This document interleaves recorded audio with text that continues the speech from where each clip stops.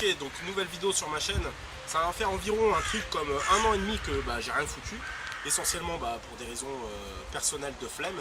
Mais voilà, je me suis remotivé, je me suis dit qu'une petite vidéo, voilà, ce serait pas mal, surtout pour aider aux débutants à débuter. Puisque les 2 dernières vidéos que j'ai faites, ça concerne les planches. Et quand on débute, on ne fait pas tout de suite des planches, quoi. Il faut vraiment apprendre les premières figures. Donc ce sera sur le handstand. Donc vous l'aurez vu dans le titre sûrement. Et puis voilà, c'est parti.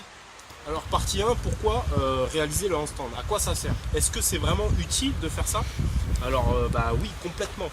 Pour moi, il y a 2 raisons à ça. C'est-à-dire que la première des raisons, c'est gratuit. Tu peux le faire n'importe où. Là, je peux faire un handstand là si j'ai envie. Enfin voilà, j'ai pas besoin d'être dans un endroit spécifique pour réaliser ça.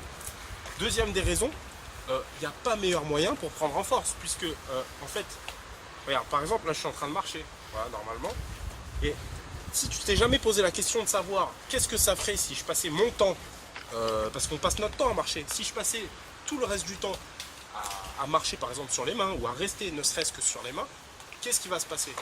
Obligatoirement, moi je te réponds, tu auras une prise de force. Donc il n'y a rien de mieux pour prendre en force que de savoir faire le handstand. Parce que ton poids, en fait, ton corps est soumis à ton propre poids. Donc obligatoirement, la prise de force, elle se fera. Quoi que tu fasses, tu n'es pas obligé de monter les escaliers ou de faire des variantes.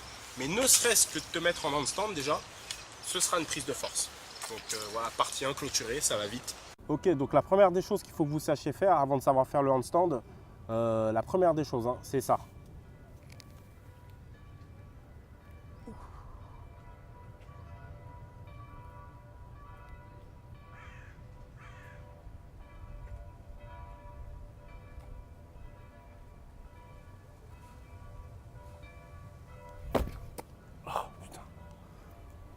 Nickel dos. Donc bien évidemment je rigolais, hein, donc je plaisantais, c'était une blague. Donc la première des choses à savoir faire dès le début en fait, c'est savoir se rattraper. Donc normalement, même une enfant de 5 ans y arrive. Vous savez les roues qu'on fait quand on est en maternelle, voilà, ça consiste à faire ça. Il n'y a rien de plus facile. Tu prends en fait en pivot une main et tu tournes. Donc imaginons que je vais me mettre en handstand. Hop, tout de suite je pivote sur une main. Bon là ça me nique les mains en fait, donc je vais arrêter. Mais pour débuter, il faut faire ça. Donc maintenant que j'ai montré comment vous rattraper, il faut partir du principe que vous avez 2 choix pour monter votre handstand. Donc soit vous le montez en force, si vous avez la force, soit vous faites un lancer classique de handstand. Alors pour le lancer classique du handstand, c'est tout simple.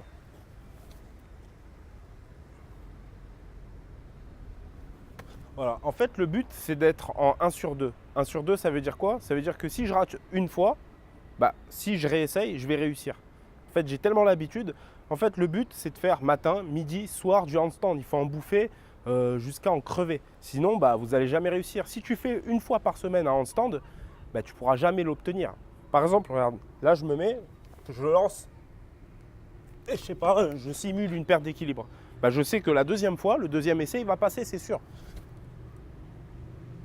Voilà, ça c'est le but en fait. Sur parallèle, au sol, c'est vraiment le but ultime. Une autre chose aussi qui va faire que votre handstand va tenir en 1 sur 2, c'est votre capacité en fait à réussir à vous mettre dans la ligne. La ligne, qu'est-ce que c'est?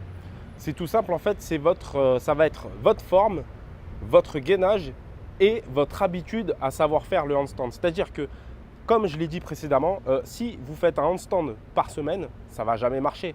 Il faut être régulier, il faut le faire dès qu'on peut. En plus, ça ne demande pas d'effort. C'est 80% technique, 20% force le handstand. Hein, c'est un truc comme ça. Donc voilà, votre régularité à savoir le faire ou même à l'essayer. C'est-à-dire que même si vous ne réussissez pas, à le tenter. Voilà. Votre gainage, c'est-à-dire que si vous n'êtes pas gainé, vous faites le handstand et que votre bassin il bouge dans tous les sens, vos jambes ne sont pas gainées et tout, ça ne va jamais tenir. Donc voilà, le 1 sur 2, vous ne l'aurez jamais et vous n'aurez jamais la ligne. Et puis aussi votre forme, c'est-à-dire que si vous faites le handstand et que vos jambes sont tordues ou que ça va le dingue de tous les côtés, pareil, jamais vous tiendrez. Donc voilà, c'est ça, savoir se mettre dans la ligne, c'est vraiment l'objectif à long terme. Ah, il y a une autre chose aussi dont je n'ai pas parlé, c'est en fait l'importance de vos doigts et de vos poignets dans la gestion de l'équilibre. C'est-à-dire que dès qu'il va y avoir une perte d'équilibre, si vous êtes habitué à la ligne, à être dans la ligne, vous contrôlez un minimum votre forme, vous êtes un minimum gainé et vous vous entraînez assez régulièrement. il faut savoir que tout va jouer dans le poignet. C'est-à-dire que si vous avez une perte d'équilibre vers l'avant, ça va être le poignet et les doigts qui vont rattraper. Et vers l'arrière, pareil, ça va être la paume de la main. Je vais vous montrer directement. Si j'ai une perte d'équilibre vers l'avant, en fait, je vais récupérer cette perte d'équilibre avec les doigts. Vous voyez? Enfin, je ne sais pas si vous voyez, hein, mais voilà. Dès que ça part en avant, c'est mes doigts qui vont rattraper. Donc c'est vrai que c'est difficilement perceptible parce que voilà, j'ai l'habitude. Mais sinon, je prends tout dans les doigts pour rattraper justement le penchement vers l'avant. Et plus vous serez droit, en fait, moins vous aurez d'efforts. Moins vous aurez d'efforts à faire en fait pour rattraper votre handstand avec les doigts. Bon, je montre aussi comment se rattraper de l'autre côté, même si quand on débute, normalement, on ne devrait pas avoir à le faire. Si jamais tu perds l'équilibre de l'autre côté, pas celui-là, mais l'autre, tu te laisses tomber, tu n'essayes pas de lutter. Mais je montre quand même comment faire, quoi. Donc, si jamais on perd l'équilibre de l'autre côté, en fait, c'est ce que j'appelle moi une petite push-up qu'on fait. Donc, une pompe en équilibre. Là, je viens de le faire. Donc là, je viens de le faire encore. Là, je viens encore de le faire. Encore une fois. Encore une fois. Voilà, donc je peux faire ça autant de fois que je veux. Voilà, c'est pour rattraper l'équilibre juste. Donc, comment faire pour rattraper l'équilibre? C'est avec la paume de la main. J'enlève la pression dans les doigts. Et en fait, je mets tout dans la paume de la main en faisant la push-up. Et moi, ça me rattrape, tout simplement. Donc, pour la montée en force, c'est tout simple, mais quand même, c'est un peu plus musculaire. Alors, on va se mettre en tailleur comme ça. Hop. C'est un peu plus compliqué quand même que le lancer classique. Donc, je suis comme ça, je suis accroupi. Je vais me pencher, bras à 90 degrés. Et je fais la push-up. Donc, ça paraît simple quand je le fais, mais c'est vrai que si on n'est pas habitué musculairement, si tu n'as pas assez de triceps, d'épaule, machin, etc., s'il y a des muscles qui te font défaut et que tu n'as pas renforcé, obligatoirement, il faut que tu fasses du set en drep. Ce que j'ai déjà expliqué en fait dans une autre vidéo. Donc, je le refais. Bras à 90 degrés. 90 degrés, en fait, c'est hyper important parce que si tu vas à plus de 90 degrés, si par exemple tu t'amuses à faire ça, si par exemple tu penches trop, comme font bien souvent les débutants, tu ne vas pas réussir à monter ou tu vas galérer. Alors que si tu t'arrêtes à 90 degrés, ce sera largement plus simple ensuite de faire la push-up, la pompe. 90 degrés environ. Hein. Et je monte. Voilà, tout simplement. Voilà, donc j'ai à peu près montré l'essentiel pour réussir et surtout comprendre le handstand. Donc voilà, comment l'effectuer et puis la montée en force, etc. J'ai pas envie de montrer les variantes en live parce que j'ai un peu la flemme, quoi. Je vais le faire en voix off. Et puis voilà, j'espère que ça vous aura aidé et voilà.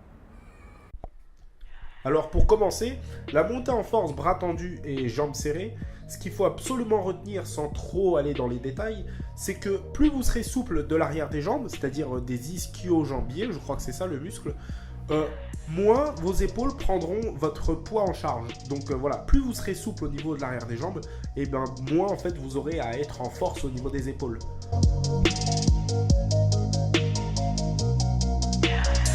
Donc là, c'est le même principe, hein, à la grande différence près que j'écarte les jambes. Quand vous écartez vos jambes, vous répartissez le poids qu'elles font et c'est donc plus simple.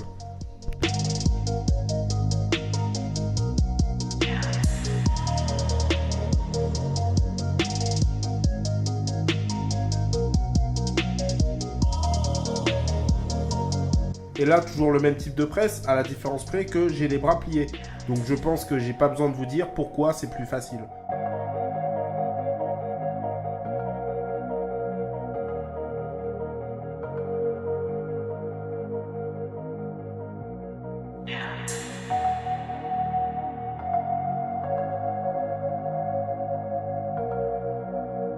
Tout ce qui est montée en force du handstand sur barre fixe, il faut bien comprendre que quasiment tout va se jouer dans le poignet. Il y a aussi beaucoup de concentration, c'est-à-dire que si vous manquez de concentration et que vous montez en force trop vite, vous risquez de tout simplement rater votre handstand et de basculer.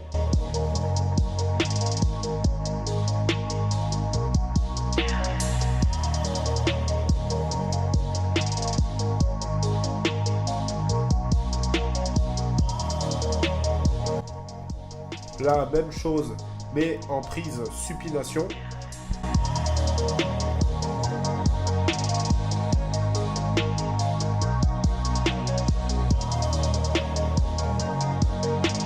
Voilà, c'est là que s'achève la vidéo. J'espère que ça vous aura plu et que ça n'aura pas été trop long. N'hésitez pas à partager. Moi, les likes, je m'en fous, hein, je vous le dis clairement. Le mieux, ce serait un partage pour que ça puisse aider d'autres personnes. Vu à la vitesse à laquelle notre sport se développe en France, il faut absolument que les gens sachent comment faire au début. Donc voilà, si ça vous dit, vous partagez. Et puis, à bientôt.